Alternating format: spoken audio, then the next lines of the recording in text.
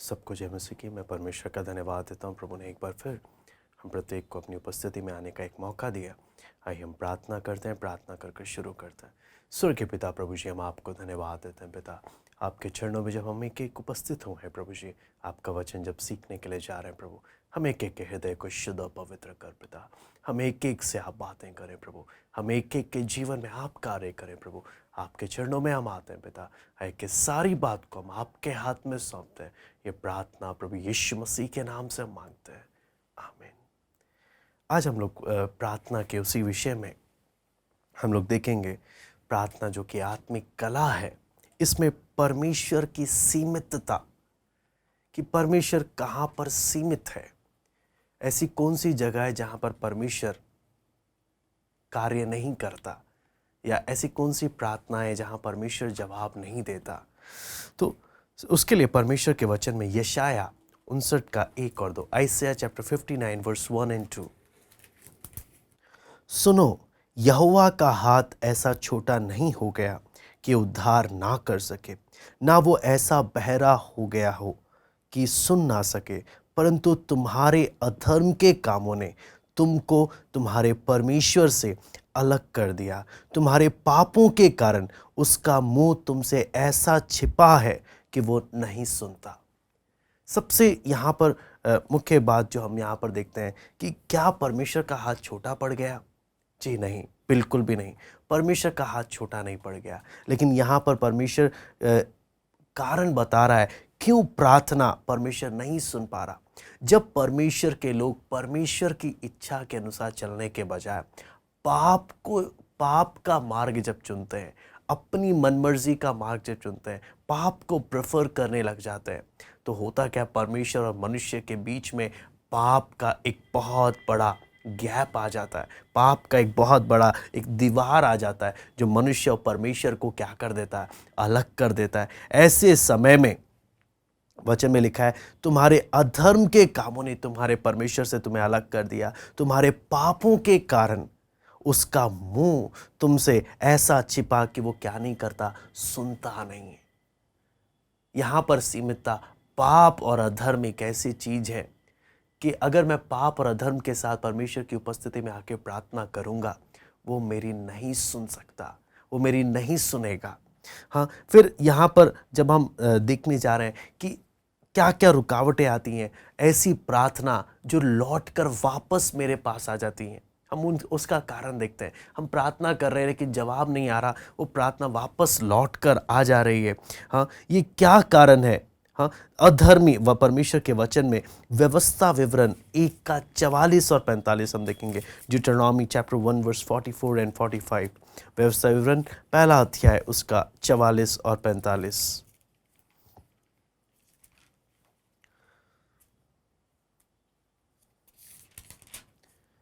यहाँ पे लिखा है, तब उस पहाड़ के निवासी एमोरियों ने तुम्हारा सामना करने को निकलकर मधुमक्खियों के समान तुम्हारा पीछा किया और सैयर देश के होर्मा तक तुम्हें मारते मारते चले आए।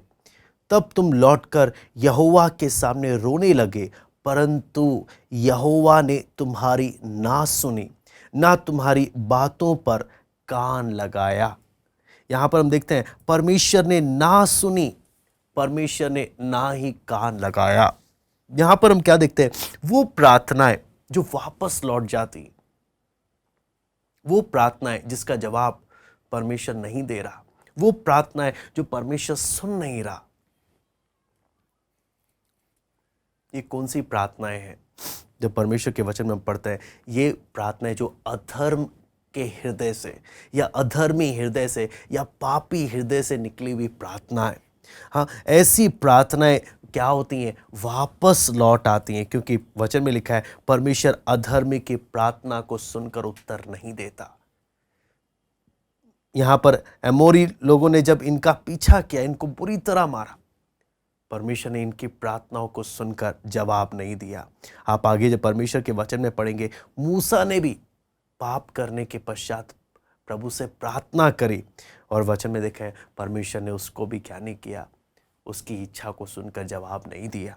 हाँ, यहाँ पर मूसा खुद, अगर आप व्यवस्था विवरण 3 का 23 से लेकर 25 हम पढ़ेंगे। ड्यूटेरोनॉमी चैप्टर 3 वर्स 23 टू 25, व्यवसन 3 का 23 से लेकर 25।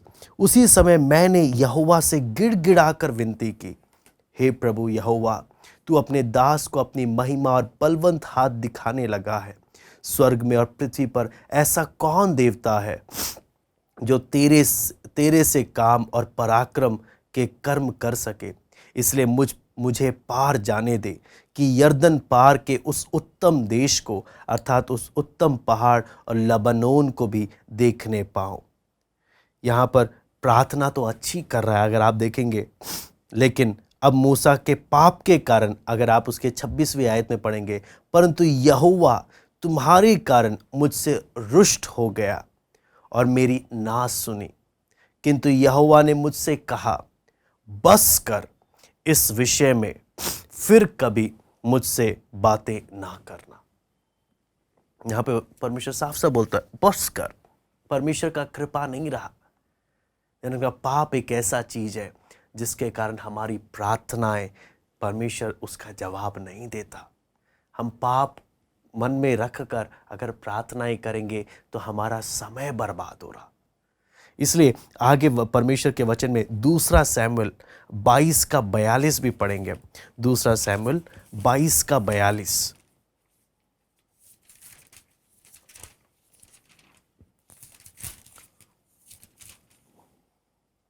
यहां पे लिखा है, उन्होंने बाट तो जोही परंतु कोई बचाने वाला ना मिला। उन्होंने यहोवा की भी बाट जोही परंतु उसने उनको उत्तर ना दिया। यहां पर भी हम देखते हैं परमेश्वर जवाब नहीं दे रहा। फिर उसके बाद हम देखते हैं अय्यूब 27 का 8 और 9।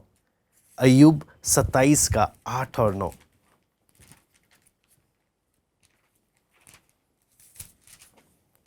यहां पे लिखा है, जब परमेश्वर भक्तिहीन मनुष्य का प्राण ले ले, तब यद्यपि उसने धन भी प्राप्त किया हो तो भी उसकी क्या आशा रहेगी। जब वह संकट में पड़े तब क्या परमेश्वर उसकी दुहाई सुनेगा। अय्यूब के पुस्तक में भी हम इस बात को हम देख सकते हैं। हम इतनी सारी आयतों को क्यों देख रहे हैं? हम एक एक ने बहुत सीरियसली इस बात को समझना है कि हमें अपने आप को धोखा नहीं देना।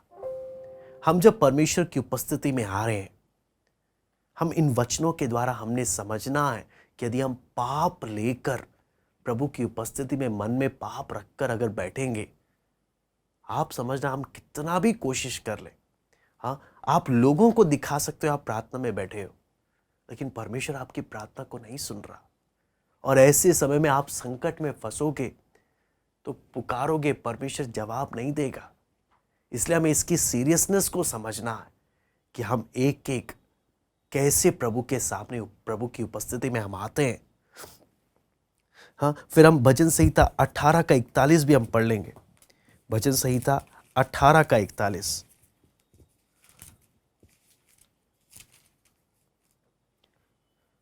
यहां पे लिखा है, उन्होंने दुहाई तो दी परंतु उन्हें कोई भी बचाने वाला ना मिला। उन्होंने यहोवा की भी दुहाई दी परंतु उसने भी उनको उत्तर ना दिया। है ना। फिर इसके साथ साथ नीति वचन में भी हम जब पढ़ते हैं, नीति वचन की पुस्तक 1 का 24 से लेकर 28। नीति वचन 1 का 24 से लेकर 28। मैंने तो पुकारा परंतु तुमने इनकार किया, मैंने हाथ फैलाया परंतु किसी ने ध्यान ना दिया, वरन तुमने मेरी सारी सम्मति को अनसुनी किया और मेरी ताड़ना का मूल्य ना जाना। इसलिए मैं भी तुम्हारी विपत्ति के समय में हंसूंगी और जब तुम पर भय आ पड़ेगा, वरन आंधी के समान तुम पर भय आ पड़ेगा और विपत्ति बवंडर के समान आ पड़ेगी और तुम संकट और सकेती में फंसोगे, तब मैं ठट्ठा करूंगी। उस समय वे मुझे पुकारेंगे और मैं ना सुनूंगी। वे मुझे यत्न से तो ढूंढेंगे परंतु ना पाएंगे। ये सारी आयतें, इसके साथ हम अगर परमेश्वर के वचन में यिर्मयाह 11 का 9 से 11 भी हम देख लेते हैं। यिर्मयाह 11 का 9 से 11।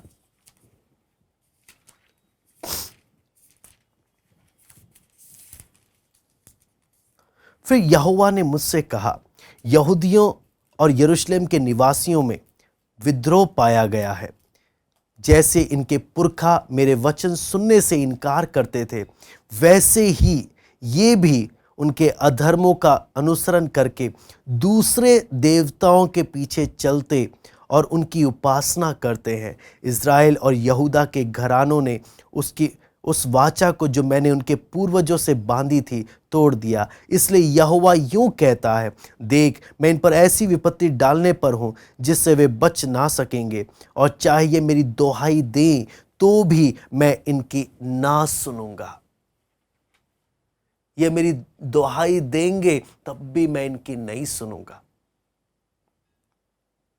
मैं बोलता हूँ एक एक आयत जब हम परमेश्वर के वचन में देखते हैं, क्यों इस बात के बारे में बार बार इतनी जगहों में वचन में लिखा है, ताकि हम अपने आप को धोखा ना दें कि हम मन कठोर कर कर प्रार्थना में बैठे और अपना ही समय बर्बाद करें। अगर हम प्रभु की उपस्थिति में बैठ रहे हैं, हम एक एक ने समझना है, उस तैयारी के साथ हम बैठे। हम किसको बेवकूफ बनाएं, हम किसको धोखा दें। वो जो सर्वज्ञानी है, वो जो मन की खोजता है, हृदय को जांचता है, क्या उसे हमारी सारे चाल चलन का भेद नहीं मालूम? इसलिए हमें एक हम इस बात को गंभीरता से लें। मैं वचन में आगे भी पढ़ना चाहूंगा, ये होशिया 5:4 से लेकर 6। होशिया 5:4 से लेकर 6।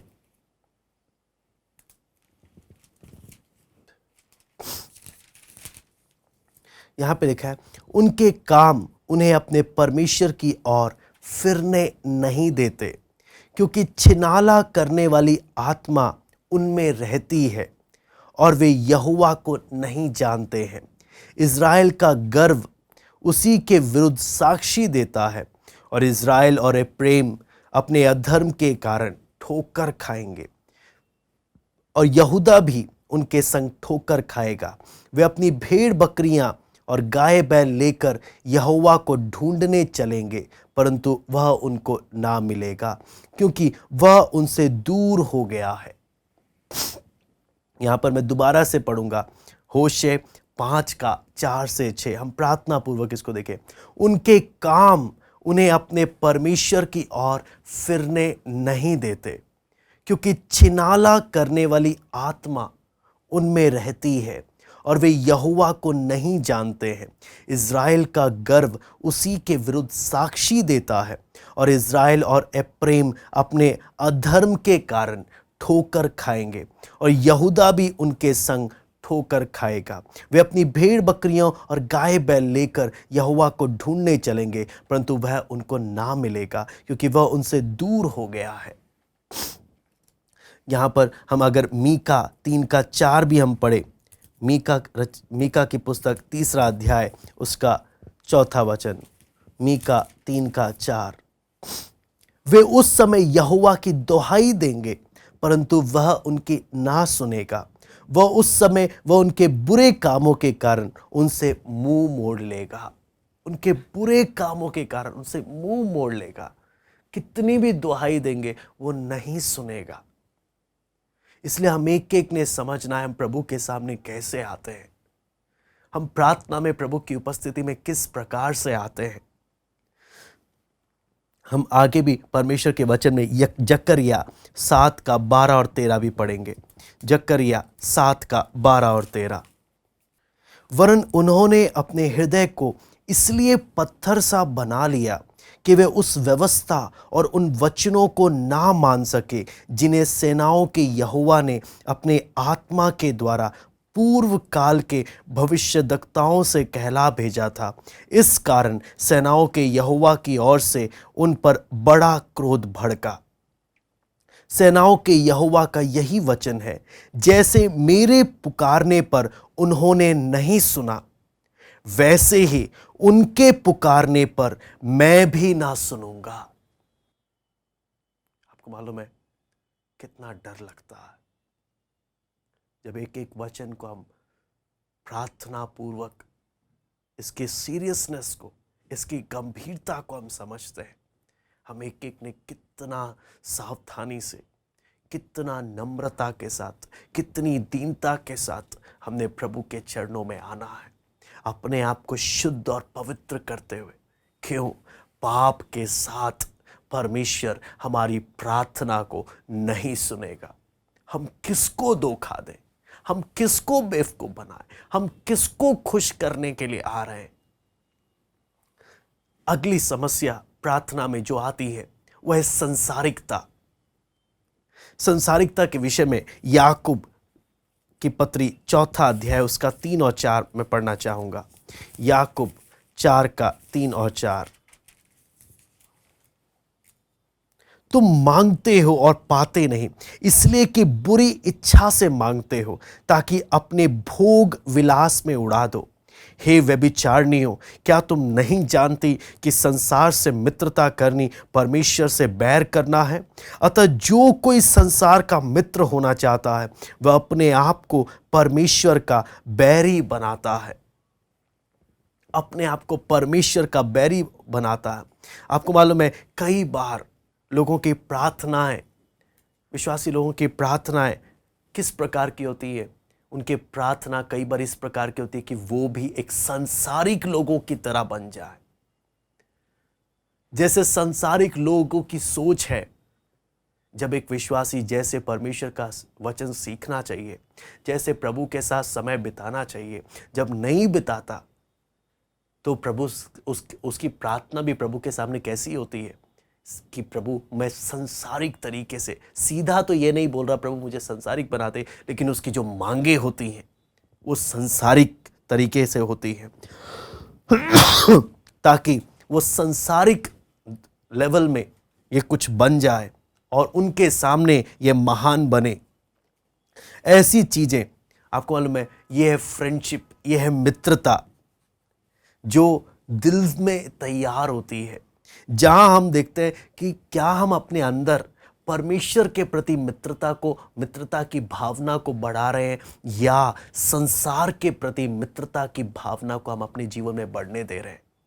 हम अपने जीवन में हम इतने समय प्रभु के पास आ गए, विश्वास में आए, हम किसके करीब जा रहे हैं? ज़्यादा हम संसार के करीब होते जा रहे हैं या हम प्रभु के करीब आते जा रहे हैं? किसके प्रति मैं नज़दीक होते जा रहा हूँ?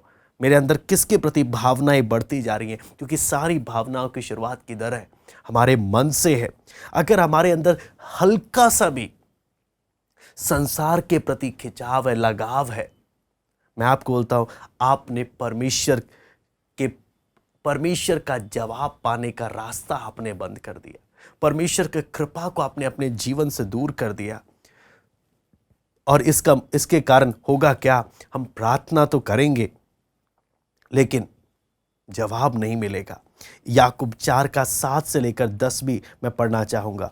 James chapter 4 verse 7 to 10। इसलिए परमेश्वर के अधीन हो जाओ और शैतान का सामना करो तो वह तुम्हारे पास से भाग निकलेगा। परमेश्वर के निकट आओ तो वो भी तुम्हारे निकट आएगा। हे पापियों, अपने हाथ शुद्ध करो। हे दुश्चित्ते लोगों, अपने हृदय को पवित्र करो। दुखी हो और शोक करो और रो। तुम्हारी हंसी शोक में और तुम्हारा आनंद उदासी में बदल जाए। प्रभु के सामने दीन बनो तो वह तुम्हें शिरोमणि बनाएगा। हालेलुया। यहां पर एक ही है, संसारिकता से छुटकारा पाने का एक ही इलाज है कि बाहर से कुछ चीजों से छूटना नहीं है, बल्कि दिल की गहराई से पवित्रता का आना, दिल के अंदर से शुद्धता का आना।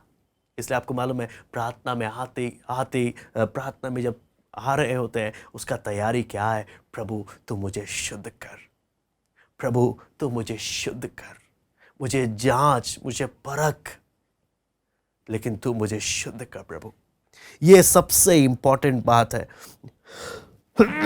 ये शुद्धता का कार्य पवित्र आत्मा ही हमारे जीवन में कर सकता है, क्योंकि आपको मालूम है, संसारिकता सबसे बड़ा डेंजरस पाप हमारे जीवन में है, जिसके लिए आपको मालूम है, जितना संसारिकता हमारे जीवन में जड़ पकड़ेगा उतना ही खतरनाक सर्जरी होगा। जैसे हॉस्पिटल में सर्जरी होता है, ऐसी पवित्र आत्मा फिर अलग अलग बातों के द्वारा हमारी सर्जरी करेगा, ताकि उन बातों को हमारे अंदर से निकाले, हमें शुद्ध करे, हमें पवित्र करे। फिर अगला जो प्रार्थना में आने वाली समस्या है वो दया रहित होना। उसके लिए हम पढ़ेंगे नीति वचन 21 का 13, प्रोवर्ब्स चैप्टर 21 वर्स 13। नीति वचन 21 का 13।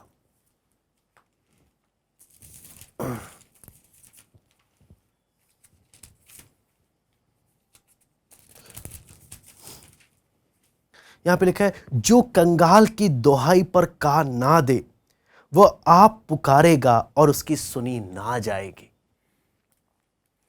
फिर उसके साथ साथ यशाया 58 का 5 से लेकर 9। यशाया 58 का 5 से लेकर 9। जिस उपवास से मैं प्रसन्न होता हूं, अर्थात जिसमें मनुष्य स्वयं को दीन करे, क्या तुम इस प्रकार करते हो? क्या सिर को झाऊ के समान झुकाना, अपने नीचे टाट बिछाना और राख फैलाने ही को तुम उपवास और यहोवा को प्रसन्न करने का दिन कहते हो? जिस उपवास से मैं प्रसन्न होता हूँ, वो क्या यह नहीं कि अन्याय से बनाए हुए दासों और अंधेर सहने वालों का जुआ तोड़कर उनको छुड़ा लेना और सब जुओं को टुकड़े टुकड़े कर देना? क्या वो यह नहीं है कि अपनी रोटी भूखों को बांट देना, अनाथ और मारे मारे फिरते हुओं को अपने घर ले आना, किसी को नंगा देखकर वस्त्र पहनाना और अपने जाति भाइयों से अपने को ना छिपाना? तब तेरा प्रकाश पो फटने के समान चमकेगा और तू शीघ्र चंगा हो जाएगा। तेरे धर्म तेरे आगे आगे चलेगा, यहोवा का तेज तेरी रक्षा करते चलेगा। तब तू पुकारेगा और यहोवा उत्तर देगा, तू दोहाई देगा और वो कहेगा, मैं यहाँ हूँ। यदि तू अंधेर करना और उंगली उठाना और दुष्ट बातें बोलना छोड़ दे। यहां पर भी शर्त वही है, यदि हम दूसरों की आवश्यकताओं के प्रति हम ध्यान नहीं देते, जब हम अपने बारे में ही सोचते रहते हैं, आपको मालूम है, तब परमेश्वर भी हमारी प्रार्थना नहीं सुनता। आज हम प्रार्थना पूर्वक देखें, अगर मैं प्रार्थना कर रहा हूं, क्यों परमेश्वर मेरी प्रार्थना सुन नहीं रहा?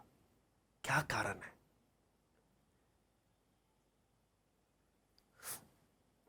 यदि परमेश्वर, आपको मालूम है, परमेश्वर जब हमें देता है, परमेश्वर जो भी हमें देता है, हमने समझना है वो सिर्फ हमारे लिए नहीं है। चाहे कितना भी हो, चाहे बिल्कुल कम भी क्यों ना हो, जो भी परमेश्वर हमें देता है सिर्फ हमारे लिए नहीं है। परमेश्वर चाहता है हम उसके द्वारा दूसरों की सहायता करें। जरूरतमंद को परमेश्वर हमारे सामने लेकर आता है। बहुत सारी बातें हैं, लेकिन जब हम सिर्फ अपने बारे में ही सोचते हैं, तब मुसीबत के समय फिर परमेश्वर भी हमारी क्या नहीं करता, नहीं सुनता। इसलिए यहाँ पर हम एक एक ने बहुत ध्यान देना है। इसलिए आगे परमेश्वर के वचन में हम मत्ती 6 का 14-15 देख सकते हैं। हम और कारणों का हम देखते हैं। मत्ती 6 का 14-15। इसलिए यदि तुम मनुष्य के अपराध क्षमा करोगे, तो तुम्हारा स्वर्गीय पिता भी तुम्हें क्षमा करेगा। और यदि तुम मनुष्यों के अपराध क्षमा ना करोगे, तो तुम्हारा पिता भी तुम्हारे अपराध क्षमा ना करेगा। फिर उसके बाद मरकुस 11 का 24-25 भी मैं पढ़ना चाहूंगा। मरकुस 11 का 24-25। यहां पे लिखा है, इसलिए मैं तुमसे कहता हूं कि जो कुछ तुम प्रार्थना करके मांगो, तो प्रतीति कर लो कि तुम्हें मिल गया और तुम्हारे लिए हो जाएगा। और जब कभी तुम खड़े हुए प्रार्थना करते हो, तो यदि तुम्हारे मन में किसी के प्रति कुछ विरोध है, तो क्षमा करो, इसलिए कि तुम्हारा स्वर्गीय पिता भी तुम्हारे अपराध क्षमा करे। यहां पर सारी बात क्या है? परमेश्वर उन्हीं प्रार्थनाओं को परमेश्वर सुनता है जो शुद्ध है, यदि मैं दूसरों को क्षमा नहीं कर रहा, परमेश्वर मुझे भी क्षमा नहीं करेगा। आपको मालूम है, बहुत सी प्रार्थनाओं का जब जवाब नहीं मिलता, परिस्थिति ऐसी की ऐसी रहती है। क्यों? जब हम अपने अपराधियों को क्षमा करेंगे, तब क्षमा हमें भी मिलेगी। एक सबसे महत्वपूर्ण है, आपको मालूम है, इसलिए प्रार्थना को एक बलिदान भी कहा जाता है। इट्स अ सैक्रिफाइस, एक बलिदान है। इसलिए मत्ती 5 का 23 और 24 हम पढ़ते हैं। मत्ती 5 का 23 और 24। इसलिए यदि तू अपनी भेंट वेदी पर लाए और वहां तू स्मरण करे कि तेरे भाई के मन में तेरे लिए कुछ विरोध है, तो अपनी भेंट वहीं वेदी के सामने छोड़ दे और जाकर पहले अपने भाई से मेल मिलाप कर और तब आकर अपनी भेंट चढ़ा। ये यहां पर हम साफ साफ देखते हैं। प्रार्थना का अगला आप जब पहलू देखते हैं, प्रार्थना कब परमेश्वर के लिए एक बोझ बन जाता है, परमेश्वर कब लोगों की प्रार्थनाओं को एक बोझ की तरह देखता है, उसके लिए हम पढ़ेंगे नीति वचन 28 का 9। नीति वचन 28 का 9। यहां पे लिखा है, जो अपना कान व्यवस्था सुनने से मोड़ लेता है, उसकी प्रार्थना घृणित ठहरती है। जो अपना कान व्यवस्था सुनने से मोड़ लेता है, उसकी प्रार्थना घृणित ठहरती है।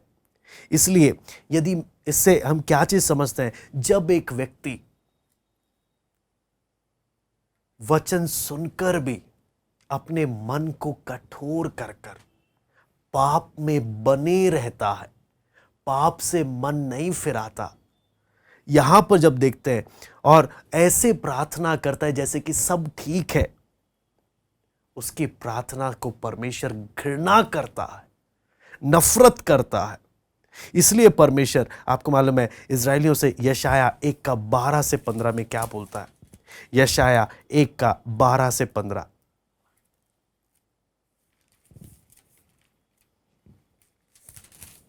यहां पर हम पढ़ेंगे, तुम जब अपने मुंह मुझे दिखाने के लिए आते हो, तब ये कौन चाहता है कि तुम मेरे आंगनों को पांव से रोंदो। व्यर्थ अन्न बलि फिर मत लाओ, धूप से मुझे घृणा है। नए चांद और विश्राम दिन का मानना और सभाओं का प्रचार करना, ये मुझे बुरा लगता है। महासभा के साथ ही साथ अनर्थ काम करना मुझसे सहा नहीं जाता। तुम्हारे नए चांद और नियत पर्वों के मानने से मैं जी से बैर रखता हूँ। वे सब मुझे बोझ जान पड़ते हैं। मैं उनको सहते सहते उकता गया हूँ।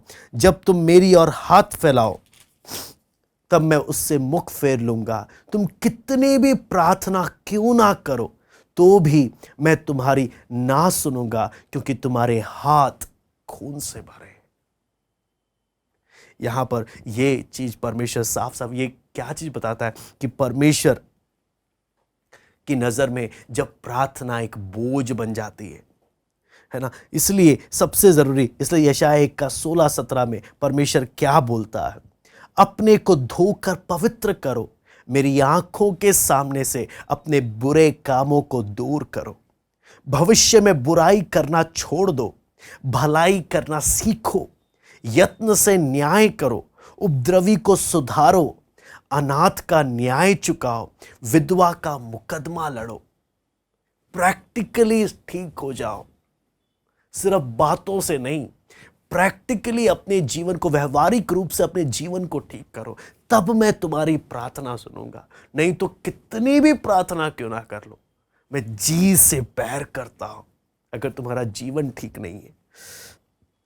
इसलिए हम एक एक का प्रार्थना क्या होना, प्रभु मेरी प्रार्थना तुझे बोझ ना लगे, मेरी प्रार्थना से तुझे घृणा ना आए, बल्कि मेरी प्रार्थना एक सुखदायक सुगंध के रूप में तेरे पास पहुंचे। ये हम लोग का एक एक अंदर का प्रार्थना होना है। अगली समस्या घमंड है। आपको मालूम है, बहुत सारी प्रार्थना में रुकावटें आती हैं। तो जब तक हम इन रुकावटों को अपने जीवन से दूर नहीं करेंगे, तब तक हम अपना जैसे प्रार्थना करना चाहिए नहीं कर पाएंगे। कई बार लोगों को लगता है परमेश्वर हमारा कर्जदार है, इसलिए तो उसे मेरी प्रार्थना सुननी ही पड़ेगी। हाँ, मैं धर्मी बनकर, खुद की नजर में धर्मी बनकर मैं प्रभु के सामने आऊंगा। ऐसे स्थिति में परमेश्वर ऐसे व्यक्ति से अपना मुंह मोड़ लेता है।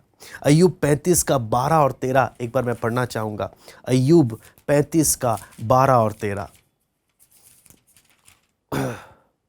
वे दुहाई देते हैं परंतु कोई उत्तर नहीं देता, ये बुरे लोगों के घमंड के कारण होता है। निश्चय परमेश्वर व्यर्थ बातें कभी नहीं सुनता और ना सर्वशक्तिमान उन पर चित्त लगाता है। परमेश्वर को फालतू बड़बड़ाना पसंद नहीं है। परमेश्वर नहीं सुनता। क्यों? जो अपने आप को धर्मी समझते। आपको मालूम है फरीसी और चुंगी लेने वाले के विषय में घमंड के साथ आके बहुत कुछ बोल रहा है। परमेश्वर ने उसकी प्रार्थना को नहीं सुना। लेकिन चुंगी लेने वाले के विषय में क्या? वो धर्मी ठहर कर गया, वो आशीषित होकर गया क्योंकि परमेश्वर ने उसकी सुन ली। इसलिए हम देखते हैं परमेश्वर और एक धर्मी व्यक्ति की प्रार्थना। आपको मालूम है परमेश्वर धर्मी जन की प्रार्थना का जवाब देता है। इसलिए परमेश्वर का वचन क्या बोलता है? अय्यूब 8 का 5 और 6। अय्यूब 8 का 5 और 6। तो भी यदि तू आप परमेश्वर को यत्न से ढूंढता और सर्वशक्तिमान से गिड़गिड़ाकर विनती करता, और यदि तू निर्मल और धर्मी रहता तो निश्चय वो तेरे लिए जागता और तेरी धार्मिकता का निवास फिर ज्यों का त्यों कर देता। फिर उसके साथ साथ भजन संहिता 4 का 3 भी मैं पढ़ना चाहूंगा। भजन संहिता 4 का 3। यह जान रखो कि यहोवा ने भक्त को अपने लिए अलग कर रखा है। जब मैं यहोवा को पुकारूंगा तब वह सुन लेगा। फिर उसके साथ साथ भजन संहिता 34 का 15 भी मैं पढ़ूंगा। भजन संहिता 34 का 15। यहोवा की आंखें धर्मियों पर लगी रहती हैं और उसके कान भी उसकी दोहाई की ओर लगे रहते हैं। उसके बाद नीति वचन 15 का 29। नीति वचन 15 का 29। यहोवा दुष्टों से दूर रहता है परंतु धर्मियों की प्रार्थना सुनता है। फिर उसके बाद यूहन्ना 9 का 31। यूहन्ना 9 का 31। हम जानते हैं कि परमेश्वर पापियों की नहीं सुनता, परंतु यदि कोई परमेश्वर का भक्त हो और उसकी इच्छा पर चलता हो तो वह उसकी सुनता है। फिर पहला पतरस 3 का 12। पहला पतरस 3 का 12।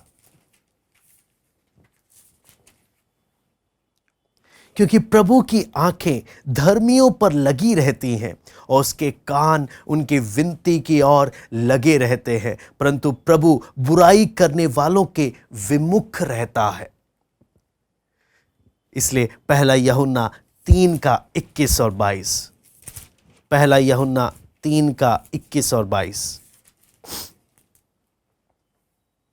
हे प्रियो, यदि हमारा मन में हमें दोष ना दे तो हमें परमेश्वर के सामने हियाव होता है, और जो कुछ हम मांगते हैं वह हमें उससे मिलता है, क्योंकि हम उसकी आज्ञाओं को मानते हैं और जो उसे भाता है वही करते हैं। तो मैंने आपके सामने ये सारे आयतों को क्यों रखा? ताकि हम एक एक अपने आप को जांचें कि परमेश्वर के वायदे क्या हैं, परमेश्वर की आशीषें क्या है। ये एक संत जन को किसकी ओर प्रेरणा देता है कि वो पवित्र जीवन बिताए। पवित्र जीवन बिताएगा तो उसकी प्रार्थना प्रभावशाली होगी। लेकिन यदि पाप में जीवन बिताएंगे, मन कठोर कर कर प्रार्थना में चाहे पूरे सुबह से लेकर रात तक बैठ जाए, महीने प्रार्थना करते रहे, सालों साल प्रार्थना करते रहे, मैं आपको बोलूंगा आप केवल और केवल अपना समय बर्बाद कर रहे हैं। आप केवल और केवल अपने आप को बेवकूफ बना रहे हैं। परमेश्वर का वचन हमें स्पष्ट रीति से बोलता है। यदि हमें उस पवित्र परमेश्वर के सम्मुख आना है, आपने और मुझे पवित्र होते हुए प्रभु के सामने आना, पवित्र होते हुए, तभी वो हमारी प्रार्थनाओं को सुनता है। ये हम प्रार्थना करते हैं। स्वर्गीय पिता प्रभु, हम धन्यवाद देते हैं पिता, आज के सुंदर वचन के लिए, एक जांचने वाले वचन के लिए। प्रभु दया कर, हम पाखंडी ना बने, अपने जीवन को जांचते हुए आपके चरणों में आए प्रभु। आपकी दया चाहते हैं प्रभु, हमें एक एक से इन वचनों के द्वारा बात कर प्रभु। कोई भी धोखे में ना रहे प्रभु, कोई भी प्रार्थना में एक पाखंड ना करे प्रभु। आत्मा और सच्चाई से प्रभु तेरे ऐसे आराधक खड़े हो जो तेरी आराधना आत्मा और सच्चाई से करें प्रभु। अपनी कलीसियाओं में, अपने लोगों में एक महान जागृति प्रभु तू भेज। धन्यवाद देते आज के सुंदर वचन के लिए। हम एक एक को मनन करने में सहायता कर, हम एक एक से बातें कर। आए के सारी बातों को हम आपके हाथ में सौंपते, सर आदर महिमा केवल हम आपको देते हैं। ये प्रार्थना प्रभु यीशु मसीह के नाम से मांगते हैं, आमीन। प्रभु आप सबको आशीष दे।